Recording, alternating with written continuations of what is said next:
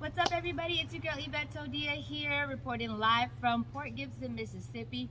I have come across an amazing individual. This is Harrell Davenport. He is a 14-year-old blues musician, amazing artist, and he plays live instruments. And I just found him actually CHA. When I met him, he was in there making beats, and I thought it was an old soul. And I hit the corner, and I found this young man in there just going at it. So please tell me, how did you get into blues? Well, it's not really anything you can get into, but I was listening to James Brown one day, and I saw another song called Scratch My Back by Slim Harper, and I pressed it, and I liked the sound, so I said, well, I want to buy me a guitar to see if I can learn how to play this. Yeah. But first, I'd already started playing harmonica. Yeah. But I wanted to buy a guitar, see if I could play it. I couldn't play it. I tried and tried, and I just kept trying to learn, and finally I learned how to play it. And then I came upon all these other old songs from the 30s, 40s, 50s, and other eras and stuff like that. So, How long have you been playing harmonica? That's where you said you got your start, right? 6 years. 6 years, wow, 14. So you've been starting before your teen years. What really inspired you to like start loving music and pursuing music? Harmonica is really kind of like, you know, not one of the first instruments you would think of, especially being a youngster. What led you to pick up a harmonica and got you interested in the music scene? Well, where we were staying, you know, it's the home of the Delta, Mississippi Delta, and so I would go in this store. It was like a Dollar Tree, and they'd have these little toy harmonicas. Yeah. And so I'd try to get my mom to buy some, and so she'd buy me a few of them, and I'd go back home and I'd just play them, and I'd try to learn. But later on, I found out if you're gonna play the blues, it's not something you learn; it's something you feel. I love that. I could definitely tell that you're passionate. What drives you to pursue? I know that like blues, for your age group, there's not really anyone out there your age playing blues that really feel it like that. How are you able to connect with such like a soulful music as such a young man? Well, I'd say me. I just think that it's something natural because I've never been one to be around younger people. I was always around older people with my granddad, so they talking trash and everything. Yeah. And listening to music, and so it's just something that I actually feel, and certain things in your life that happen that it gives you the blues. You can't just go out and say, well, I want to see if I can play the blues. You have to have it. Yeah. What would you say was one major like hardship or something heartbreaking or something that might have inspired you to? Well, I was getting bullied at school for my musical preference. Really? Right. And one day I was talking to the teacher, and this other lady came in. She was I think she taught special needs kids or something like that. She came in, and I was talking to the teacher, asking the teacher a question. And all of a sudden, she said, everybody shut up. And I was still talking to the teacher. And so I guess she got mad or something. And so she got a roll of duct tape and wrapped it around my mouth. Are you serious? Yes. That can't be legal. I mean, that cannot be legal. It's not. How did that? Okay, so definitely let's dive more into this story. What happened with that? Well, we got something going on right now. Yeah. And I go to the therapist and stuff, but like I try to tell my therapist doesn't help me. Like my guitar, my music helps. That's your therapy. Yeah, I find a lot of artists that actually have soulful and meaningful music. They definitely have survived something or been through something very traumatic, and I get that a lot. That same response as well, as to where like traditional therapy might not work, but being able to channel that anger or that sadness or that depression or that feeling into your music and your art is definitely a great way to release. So that was actually going to be my next question: is how do your peers kind of like receive you as an artist, or do you get like praise for that, backlash for that? I mean, like, Well, I'm homeschooled now, but I used to go to the school after I left the school that had the incident happened. yeah, I went to another school about 20 miles from me called Greenville Christian School, private school, and I felt there everybody accepted me for who I was. yes, that's beautiful. Although Harrell's school was a much different environment, he had now become a minority in a mostly white school, coming from a primarily black school. He does say that his peers at this new place had a much greater respect for his music. Not only that, but he was able to connect with them, as many of the students that went here were also fans of some of his idols, such as Jimmy Reed, Hound Dog Taylor, and Leadbelly, just to name a few of the greats.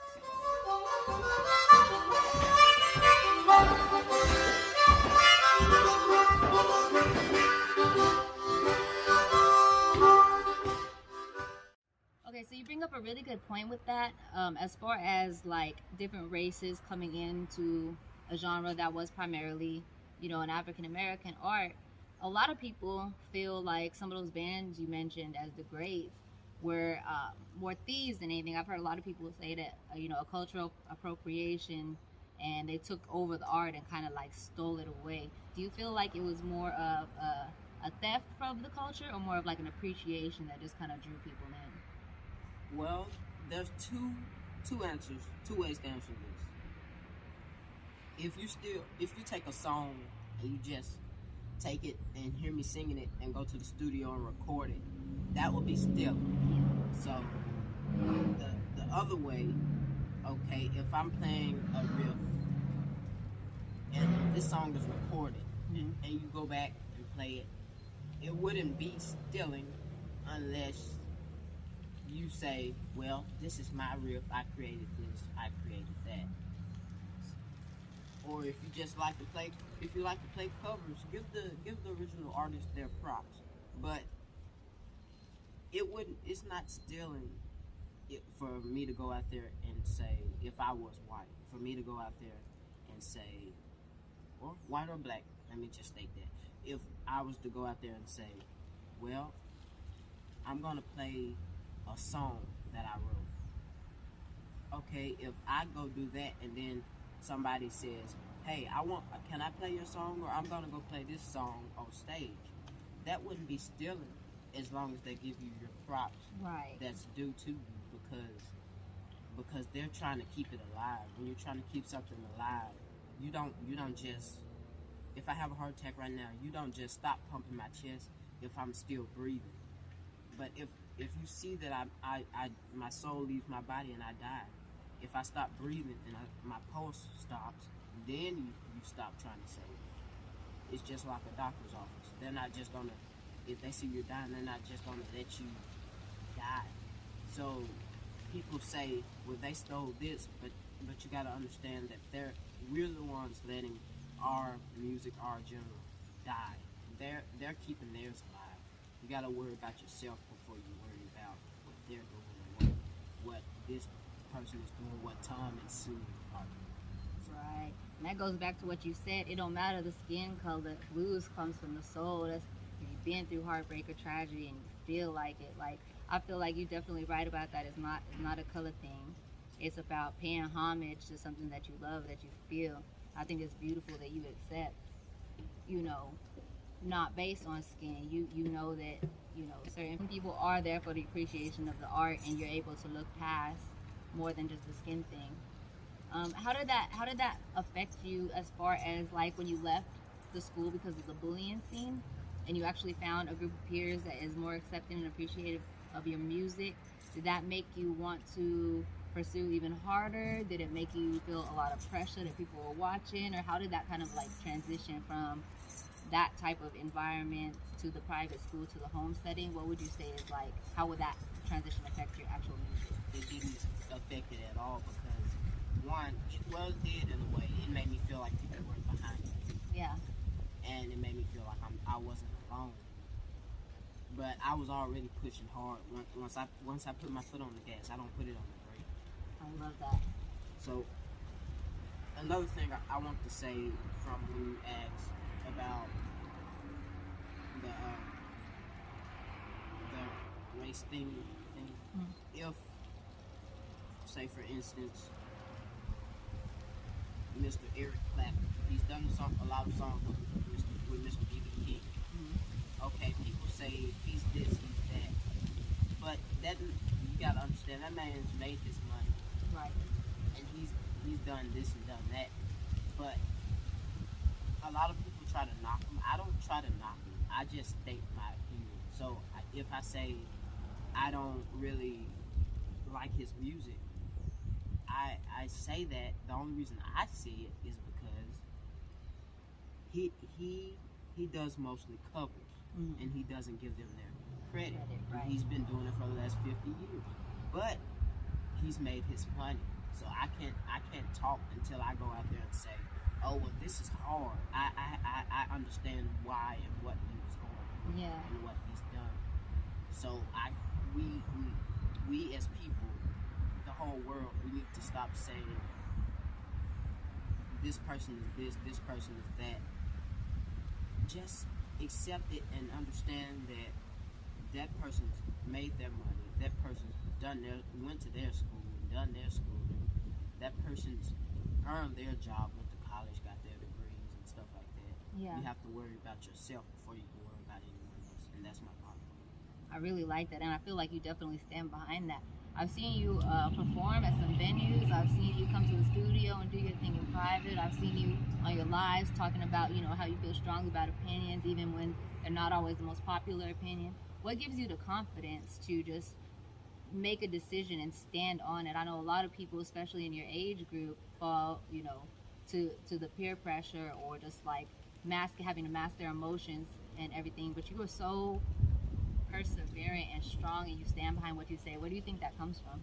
Well, I think it comes from my grandfather, but I wouldn't say confident, because what I do, it's no name for it. It comes straight from the heart. No matter if it's pain, happiness, anything I do, it comes from the heart. A lot of people say, well, why do you do this so much? Why do you give people so much? Well, I'm not a person, it's not all about money and things to me. It's about the people. It's about helping people. And back to the other part of the question. I think you asked.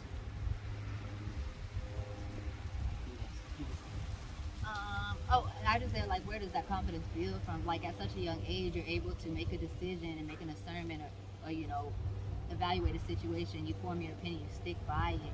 I think it's cool that you're cool with being yourself. And even though, maybe you're not, like you said, it might not be all the confidence, but I just think that it's incredible at such a young age that you're able to really stand as a man on your beliefs and on your words.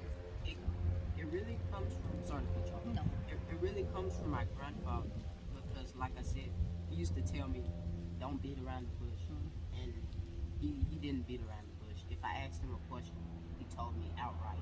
He didn't say, well, No sugarcoating. Right. Yeah. And so I just stuck to that, and it's something that's in me. So I don't like to beat around the bush. I don't talk about people behind their backs. I don't like to do all that. If I'm going to tell you something, I'm going to stand up in your face and tell you. And then if you get mad, that's you. Yeah, that's very big of you. Because I treat people with wrong kind of school. I'm not a people person, but I'm a people person. If you get what I'm saying. Yes. And so I just, like I said, most of it comes from my grandfather. When he died, that was another thing that made me start playing. Before I moved from Vicksburg to the Delta, he died in 2015. We moved in 2016, and so I picked up the harmonica. I think we moved, as soon as we moved, and I saw my first harmonica, that's when I started playing. Well, Well, I'm excited to really hear you play a little bit. You want to give us a little taste of what you got?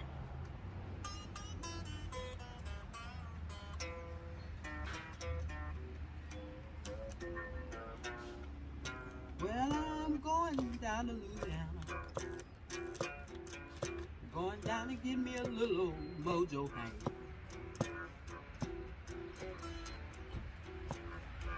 Well, I'm going down to Louisiana. Going down and get me a little old mojo hang. Well, I'ma have all you little old girls right here under my command.